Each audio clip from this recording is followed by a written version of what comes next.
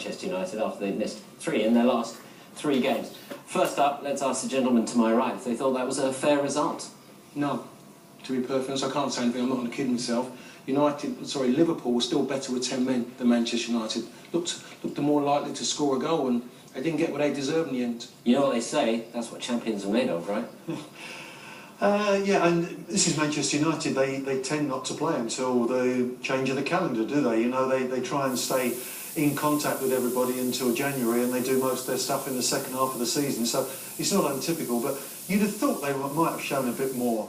You know, the man to the good, and after that great equaliser, I thought they could have shown a bit more ambition. Heading into the weekend, it was 4 red cards in the previous 5 league meetings between the two sides. Now we'll have to amend that and make it 5 red cards in the last 6.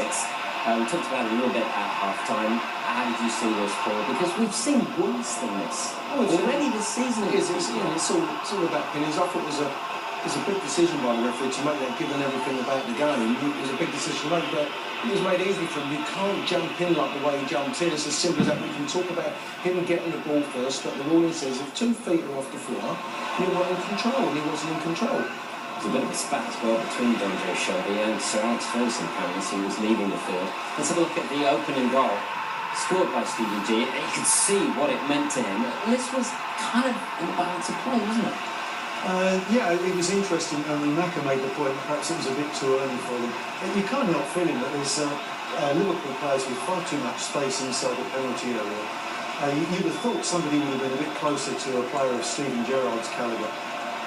Big impact then from the substitute, Suso on at half-time. They're looking very lively. Brendan Rodgers obviously putting some faith in his youngsters. We'll look at the equaliser coming from a fairly unlikely source with a fairly unlikely leg.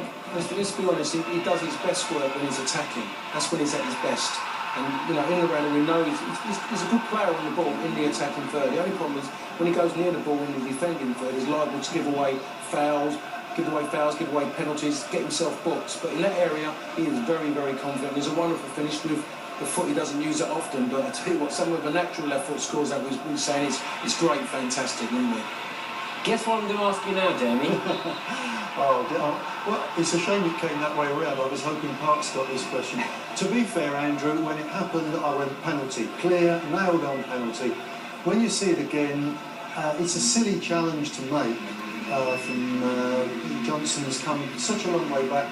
He's naturally right-footed, so he goes with the wrong foot. If he'd gone with the left, he might have been okay. There was minimal contact, to be honest, and it looked a harsh decision. And there you go, the final score.